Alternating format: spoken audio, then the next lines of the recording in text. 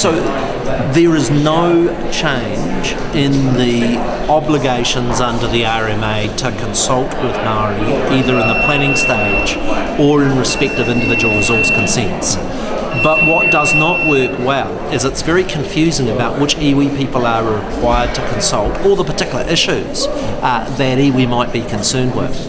And so the iwi participation arrangements provide an opportunity for councils to sit down and actually come up with an agreement around iwi where they need to be consulted and how they are involved in the planning process. We have many of these arrangements already in place in areas like Wellington and the Hawke's Bay, and they're actually proved to work well both for developers and applicants as well as for council and iwi. Some of those groups claim that the newer agreements, so mana whakaroa rohe, are actually different from the iwi participation agreements, that they're broader. Are they correct? There's been some minor change in the select committee process, but nothing substantial. The key point is that council's decision-making powers are unchanged, and they get to make the final call on all plans and on all resource consents. And secondly, what these provisions are about is actually making the existing consultation requirements mechanically work a lot better for councils and for those that are wanting to get on and create jobs and build houses. So, sorry, I came in late to this. Do iwi get sign off on every resource consent? Oh, absolutely not. Never have, never will. There is no change in the consultative obligations under the RMA that is already covered in section 6, 7 and 8. What is changing is actually having council sit down early in the process and work out which iwi covers which particular area, what are the sorts of issues that iwi have an interest in, so that they can make those planning and resource consent processes work more efficiently. So in layman's terms, in a very practical sense, what stage do iwi fit in?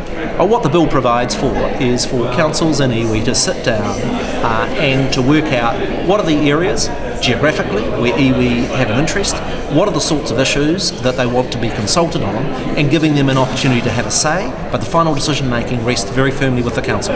So can you give an example? So if iwi have interest in water, say, in one region, and they initiate an agreement with council, and then there's a resource consent application that affects water, what happens next? I'll give you a really good practical example. In my own community, my iwi are frustrated that they get hundreds and hundreds of resource consent sent to them of which they have very little interest. The iwi participation arrangements will enable them to say, well, actually the Waikairo Pupu Springs is very important for them. If you get any consents that come in to take more water or that are going to impact on the water quality with the springs, you need to talk to us, and here is of the 8 iwi in the Nelson region, the ones that you need to talk to about that. But equally so, it provides the opportunity for, in that arrangement, them to say actually all these consents about changes in building heights or other issues of which they have no interest, you need not provide us with copies of those resource consents or for us to be consulted because we have no interest. So are there any limitations on what iwi can ask to be consulted on? Well, the law simply sets up a framework for councils to be able to enter into these arrangements. There is no compulsion on councils to agree. There's a legal requirement that any of these arrangements are efficient and ensure that council meet their time consenting requirements. And in my view, these provisions will make for more efficiently delivering on the existing obligations around iwi consultation.